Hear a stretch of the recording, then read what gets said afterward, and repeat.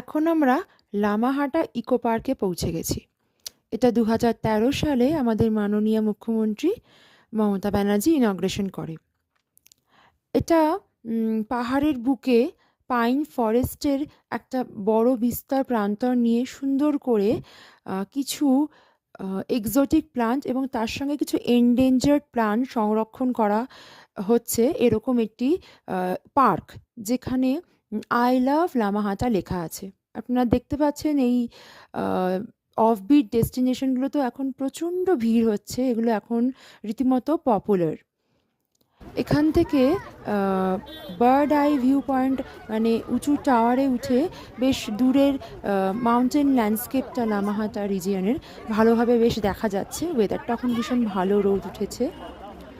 আর এখানে শেরপাদের মতন করে, শেরপা ব্রাইড অ্যান্ড গ্রুমদের মতন করে সুন্দর করে সাজগোজ করে জামা কাপড় পরে ছবি তোলারও ব্যবস্থা আছে, একদমই লো কস্টিং, 50 টাকা।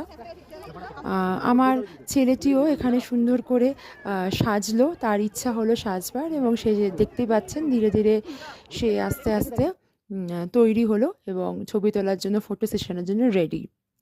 এখানে একটা ওয়াটার বডি আছে, বেশ উঁচু, অনেকটা জায়গায়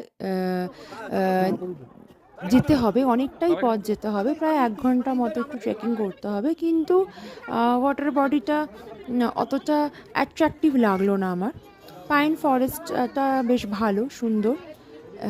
পার্কটা বেশ সুন্দর, বিনোদনের জন্য ভালো, বেশ খানিকক্ষণ সময় কাটানোর জন্য বেশ ভালো।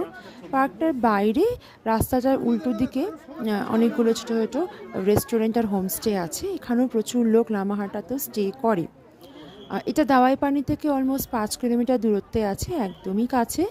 তাই এটা আমরা সাইট সিনে রেখেছি, আমরা লামাহাটায় থাকিনি। আমরা আগেই বলেছি আপনাদের যে আমরা দাওয়াই পানিকেই মেনলি বেস করে আশেপাশের সার্কিটটা ঘুরে দেখছি।